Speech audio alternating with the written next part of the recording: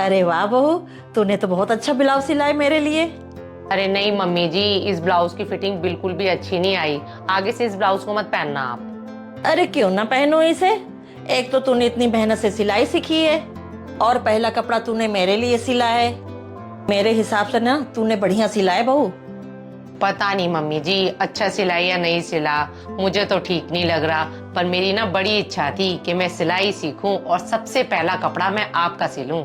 बहू, तूने बड़े मन से मेरा ब्लाउज सिला है। ये ले बहू, तेरी पहली कमाई।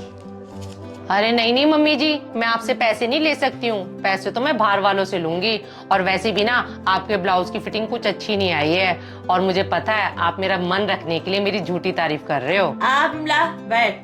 नमस्ते आंटी जी। अरे बिमला, अभी तो टाइम नहीं हुआ कीर्तन का, तू बहुत जल्दी आ गई। अरे कुसुम, घर में खाली बैठी थी तो मैंने सोचा चल पहले ही चल लेती हूँ, तुझसे दो चार बात कर लूंगी। और क्या बात कर रहे हो सास बहू मिलके? अरे कुछ नहीं बिमला, ये कपड़ों की बात चल रही थी। ये देख, बहू ने मेरे लिए कितना अच्छा ब्लाउज सिला है। क्या ये ब्लाउज तेरी बहू ने सिलाया? देखने में तो बड़ा ढीला ढीला सा लग रहा है। पर बुरा मत मानियो कुसुम, मैं तो खरी बात बोलती हूँ। किसी को बुरी लगे तो लगे, ब्लाउज तो देख के ऐसा लग रहा है जैसे किसी का मांग के पैर लिया हो।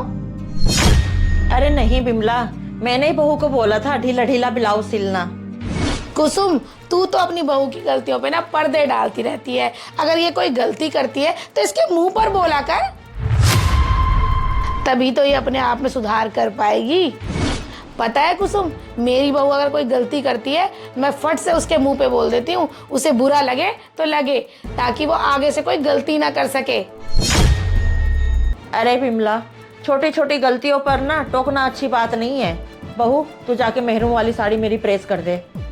क्या कुसुम, छोटी छोटी गलतियों पे टोकना अच्छी बात नहीं होती है। ऐसे करेगी ना तेरी बहू सर पे चढ़ जाएगी तेरे। एक बात बताऊं तुझे, जब मेरी बहू शादियों के घर आई थी ना, तो अपने कमरे से नाइट सूट पहन के बाहर आ गई थी। तो मैंने जो उसकी खिंचाई करी, समझा दिया उसे अच्छे से, ये सब हमारे घर में नहीं चलेगा। वो दिन है और आज का दिन है, उसने ये गलती दोबारा नहीं करी। अरे बिमला, समय बदल गया है, समय के हिसाब से हमें भी बदल जाना चाहिए। अरे कुसुम, हम क्यों बदले? इन बहुओं को बदलना चाहिए ससुराल में आके। ये इनका मायका थोड़ी है, ससुराल है ससुराल। अरे बिमला, कौन सी पुरानी सोच लेके तू बैठी है? हम कौन होते किसी को बदलने वाले?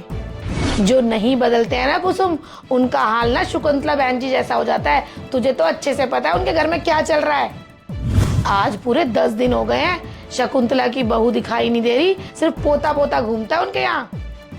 और तो और शकुंतला बहन जी ने भी कहीं आना जाना छोड़ दिया है। कुछ तो उनके घर में चल रहा है, कोई बताए या ना बताए, हमें सब समझ आता है।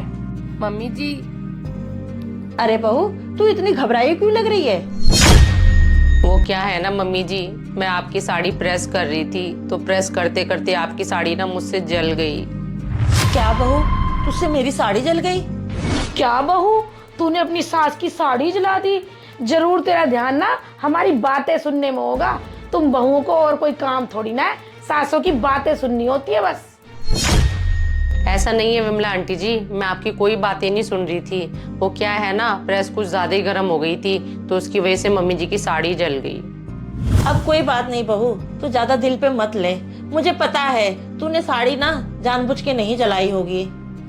थैंक यू मम्मी जी, मुझे समझने के लिए। मैं ऐसा करती हूँ, आपकी दूसरी साड़ी प्रेस कर देती हूँ। अरे कुसुम, मुझे तेरी एक बात समझ नहीं आई। तेरी बहू ने तेरी साड़ी जलाकर इतनी बड़ी गलती कर दी और तूने उसे क्या कहा? कोई बात नहीं बेटा, तूने जानबूझ के नहीं जलाई होगी। हाँ बिमला, और क्या कहती अपनी बहू को? और क्या कहती? अरे कुसुम, अगर मेरी बहू मेरी साड़ी जला देती ना, तो मैं तो उसका जीना ही आराम कर देती और अगला पिछला सारा याद दिला देती उसे। एक बार मेरी बहू से ना महंगे वाला कांच का बाउल टूट गया था।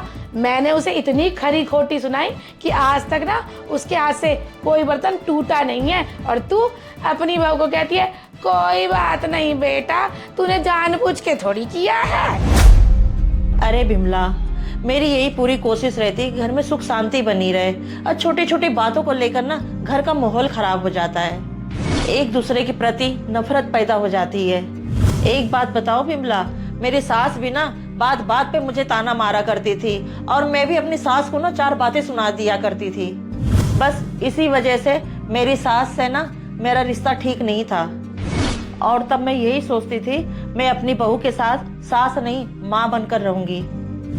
एक बात सच है बिमला, किसी को इज्जत दोगे तो इज्जत पाओगे। मम्मी जी, हाँ बहू बोल, क्या बात है? मम्मी जी मैंने आपकी दूसरी साड़ी प्रेस कर दी है, और सॉरी मम्मी जी, मेरी वजह से आपकी साड़ी जल गई। अरे बहू, तू इतना क्यों सोच रही है जब मैं नहीं सोच रही हूँ?